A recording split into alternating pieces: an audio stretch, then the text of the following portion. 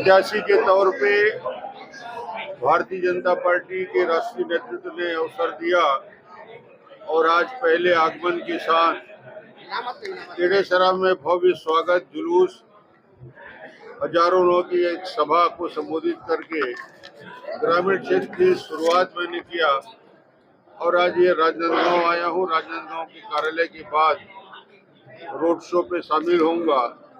मुझे समाज के सभी वर्गों से राजनांदगांव के मतदाताओं को इस बात के लिए मैं धन्यवाद दूंगा कि डॉक्टर रमन को विधायक बनाने का काम यदि राजनांदगांव ने किया।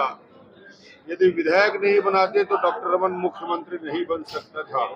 तो राजनांदगांव की जनता को मैं धन्यवाद दूंगा कि मेरी पहचान देने में राजनांदगांव के मतदाताओं का बहुत बड़ा आशीर्वाद रहा है और लगातार उनका आशीर्वाद मुझे मिलता रहा है। इस बार मैं चुनाव के मैदान में हूँ, उनके बीच जाऊंगा और जैसा प्रेम, सहयोग, समर्थन और आशीर्वाद राजनांदगांव की जनता ने दिया है, एक बार सबसे हाथ जोड़कर विनम्रता पूर्वक सबसे आग्रह करूंगा कि आपका बेटा चुनाव के मैदान में है, आपका भाई चुनाव के मैदान में है।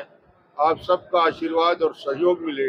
समाज के सभी वर्गों को साथ लेकर जिस सामंजस्य की राजनीति करने पे डॉक्टर रमन भरोसा करता है और जो विश्वास केंद्रीय नेतृत्व ने किया है, मैं उनको धन्यवाद देते हुए राजनांदगांव की जनता से आग्रह करने इस चुनाव के अभियान में जाऊंगा और निश्चित रूप से राजनांदगांव की जनता का आशीर्वाद मिलेगा। डॉक्टर चुनाव नहीं लड़ रहे हैं, अमन सिंह लड़ रहे हैं और अडानी लड़ रहे हैं और 6 की 6 सीट इस बार जीतेंगे करके।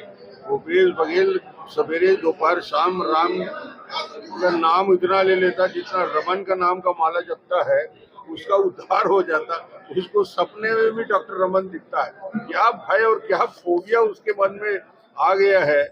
अरे पाटन तो देखे, पाटन में खिसकने वाला है, पाटन में पीछे जा रहा है। राजनांदगांव की चिंता छोड़ दे। राजनांदगांव की जनता डॉक्टर रमन को चिंता करने के लिए पर्याप्त है। भूपेश जी, आपकी जरूरत नहीं है। इसका कोई अनुमान लगाना कठिन है, मगर वातावरण जो देखकर लगता है कि पुराने सारे कीर्तिमान ध्वस्त होंगे। डॉक्टर साहब, भूपेश बघेल